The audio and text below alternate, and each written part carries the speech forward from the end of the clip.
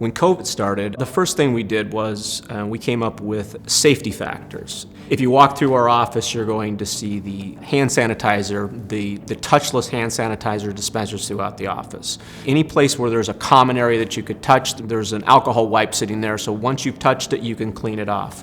When you walk into the office, you take your temperature, and you take your little picture, you take your temperature, and it says, pass, you're all good, and you kind of move forward.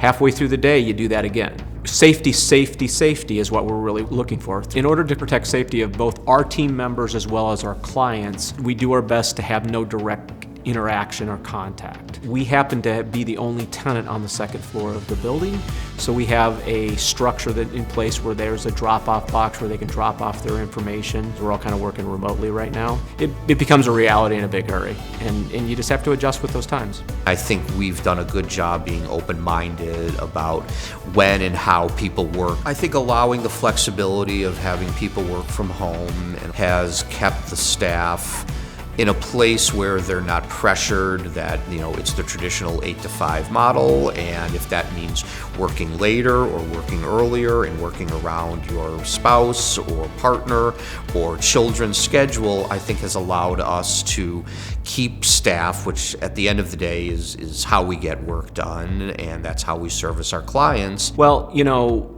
bottom line is when you're in an environment, the traditional environment where you're all working together, face to face, sitting in a conference room together, sitting in an audit room at a client meeting together. Those are opportunities to get to know somebody individually, work with somebody, and it's much, much easier because you're across the table from each other. In today's world, you have to figure out how to use technology and do that. Well, Teams or Zoom or different things like that, you can absolutely do those kind of things and make those things work. So I think, it creates an environment where we need to be more structured, but with that structure, I think we can enhance what we can do. The good news is we have gone paperless. Basically, documents come in and they are scanned on the front end, so the product can be worked on. In January and February, we added 2 new servers, just because we needed to update and make sure that we're able to continue to provide the service not only to our clients but for the team, so they can actually be effective in what they're doing.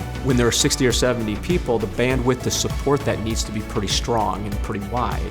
And so that's the importance of adding those terminal servers and expanding those terminal servers in order to support that. One of the things from a structure perspective as well as a security perspective is we have a server room that is effectively right outside of the office in a secured room that is separately locked, and it has its own air conditioning system and own security system, so it's not tied into anything else. If the air conditioning in the building goes out, because it's a building air conditioning system, we have a separate air conditioning unit for a server room. And there's about 3 people that know the code to get into the security, into that room. And that's for a reason. It's our clients' data, and accounting firms are at high risk for data security breaches. And we do everything possible to make sure that those breaches do not happen.